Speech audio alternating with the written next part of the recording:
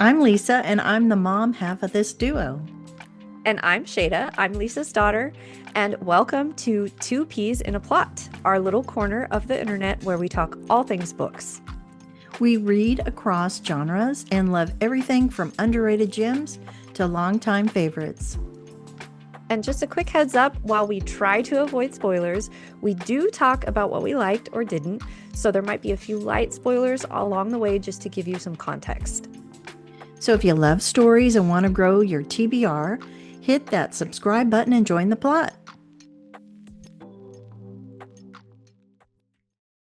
Hello, everyone. Today's book is a middle grade, which I have thoroughly enjoyed. It's called Where the Mountain Meets the Moon. The author is Grace Lin. It was published in 2009. This book won the Newbery Honor. I'm not sure what year, but my copy has the medallion that shows it won that title. And this was a lovely book. My daughter Shada loaned me. She had gotten it before, which she'll get to explain in well, you can explain it now how Oh, you came yeah. about knowing Yeah. this book. So I'm a little embarrassed because I have not read this book, but I've had it since about probably 2011, and we're recording in 2025. Um, but Grace Lin was a visiting writer at my graduate program, and because my focus, I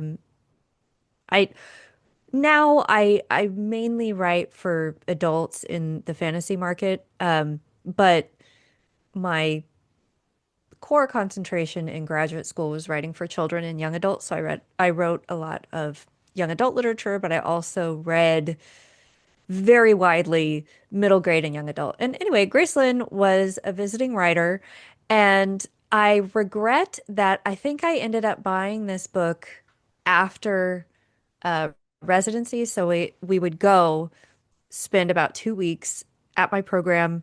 Have it was a very wonderful, supportive but exhausting experience with like 12 to 14-hour days. Um, but I heard her speak and she was just wonderful. And then you had mentioned that you were interested in reading some more middle grade. And when you said that, I was like, and I know you love like um different different cultures, and I know you love anything that's kind of Asian inspired, and I immediately thought of this book. Again, embarrassingly, I have not read it. But I was like, well, this needs to be read. And it's so beautiful. Like just the cover. I know we shouldn't judge a book by its cover, but it is an absolutely beautiful book. And let me share a little bit about Grace herself. And this is from her bio on her website, and I like that she has flagged this one as the shorter and more serious version of her bio. Um, and I'll just pick out a few things. She said she was the only Asian girl, except for her sisters, going to her elementary school in upstate New York. And she says that experience, good and bad, has influenced her books, including her Newbery Honor, Where the Mountain Meets the Moon, which is this one that we're talking about today. Her Giselle Honor, Ling and Ting, her National Book Finalist, When the Sea Turned to Silver, and her Caldecott Honor, A Big Mooncake for a Little Star. And as someone who is has been very embedded in the middle grade and young adult sphere, just hearing Newbery and Giselle and National Book Finalist and Caldecott, this is a very, very, I mean, you obviously you can be a fantastic author without having all these accolades, but just that very casual list of very recognizable accolades. Obviously, she's a very special writer. So I need to do my due diligence and actually read this book. But thank you for coming to my TED Talk. I'll turn it back over to you, Mom, and you can talk about the actual book. I am so glad Shada gave me this book to read. It's her book. I'll have to give it back. Beautiful illustrations in the book, and each cover has a small printed picture. I guess it kind of deals with that chapter. So this story is about a family of three. I kind of have to read what I wrote so I get it correct. It's Ma and Ba, and Minli is their daughter. So it's the mother, the father, and the daughter. They live in a village that's poor, and it's described as dreary and rather dull. And they live next to the fruitless mountain, which has its own story, and nothing grows on it, and it is just as dull as the village that Min Lee lives in. Their clothes are dull. The family goes and works in the fields, and then Min Lee comes home earlier than the mom and dad and makes dinner, which is, I believe, rice. And then the mom and dad come, and then afterwards, the dad, Ba, he will tell a story to Min Lee. And the mother is very downtrodden to me. She's tired of their poor life and feels the father is filling Min Lee with foolish stories.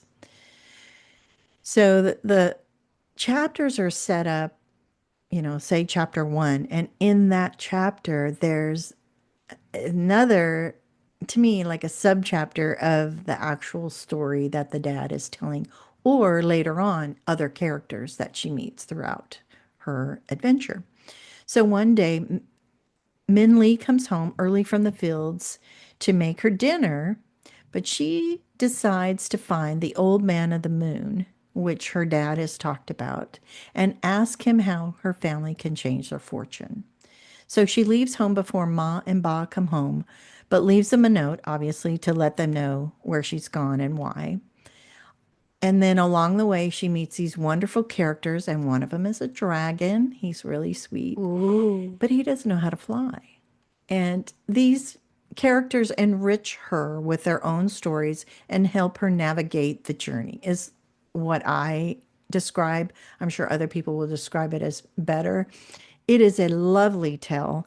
I used to save books for fairy tales, although they're very mean, aren't Fairy you tales are know? dark. Like the Yeah, original ones, they're yeah. dark. I loved them for some reason, but I think I've always loved children's stories kind of like that. Maybe Yeah. that's the fantasy part I like. I don't know how you describe this, but it's just the sweetest story. Min Lee goes on her journey. You know that. Well, Ma and Ba decide to follow her, and they think they're following her, but they're actually following the man who sold him the goldfish, which is important to the story. Yeah, I But was gonna say what a goldfish. We've yeah, a goldfish. thrown out But a goldfish I here. can't remember specifically how it involves, but that's okay. Then I can't give a spoiler because I don't remember exactly I don't want to mess up the story. So Ma and Ba are following Min Lee, but they make their own journey, and Ma starts to understand Ba and his stories and realizes, and then they end up coming back. That's not too spoiling it. They come back to their home because they followed the wrong trail, and they end up going back home and waiting for Min Lee. They assume they just have to wait for her. But Ma finds a way to be happy, and then therefore Ba is happy too. So they're happy with their life. They're just waiting for Min Lee to come home. And Min Lee has an ultimate decision when she finally meets the old man of the moon. She can only, I don't think it's given anything away. She can only make one wish. One was for her and one was for the dragon. And I'll let you to read the book and find out which one she does and what those wishes were. But it has just a lovely story, a story within a story in the chapters, and beautiful illustrations. I can't talk highly enough of it. I wish I could have gotten her ultimate one. She just came out with one in May, and it's got, just for the illustrations. I love Asian artwork, illustrations. I love the stories, the culture. I just find it very fascinating and interesting. But this was a lovely middle grade book, and I don't see it enough being introduced to people. But how could you not? It's a Newbery honor. I It's know. got to be Well, in the kids' library books in school, I I would would think think. so. Yeah. Yeah. But also, I mean, a lot of these books that win these big awards, they're they tend to be quieter books. They're not Mhm. as commercial, I Yeah. think, and that's just been my very anecdotal observation. But and two, I know that the publishing industry pushes, they're not going to push a book that came out 20 years ago. Yeah. Um, it hasn't been quite that long, but It's been a while. yeah, it's almost 20 years, like 15-ish. Um, And but yeah, it's the publishing company was Little Brown and Company. That's kind of big. Little Brown is Yeah. huge. Yeah. I really feel you can get a lot out of the middle grade, which surprised me. I even think I like it a little bit better than the YA, just because of the teenager stuff. But I do love a YA mystery, which I'm going to have to read some soon. But this was just a lovely book, a lovely book. I want to, I want to read more. I think I'm going to have to get all of her books that she has published because they're so sweet and different. And they have, obviously, they have a story to tell, but the word I'm looking for, and which I can't find, is which maybe they all have. The other books that I've read, they're middle grade. They tell a story, and you grow as a person. You learn, you learn things. And I think that's the real magic of middle grade because it is for an audience who is just naturally they're gonna change because they're so young and they're growing so quickly. And I think that is the real strength and magic of middle grade. And also, like you said, you don't have the teenager stuff. Mhm. And I think that allows really good middle grade books like this to focus on the core emotion and that core growth arc. So they're deceptively simpler stories, at least to Mhm. me in my experience. I feel like they're deceptively simple, but they tackle these big kind of transformational journeys, and that could be an external journey, but it's also a lot of it is internal.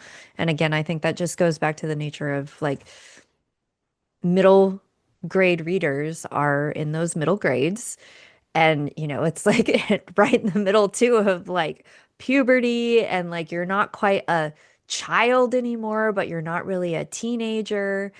And you're navigating a lot of really confusing emotions. And I think also too, like kids don't really mature at the same rate either. So you have, you're trying to navigate having I, I don't social life sounds funny, but like you're trying to navigate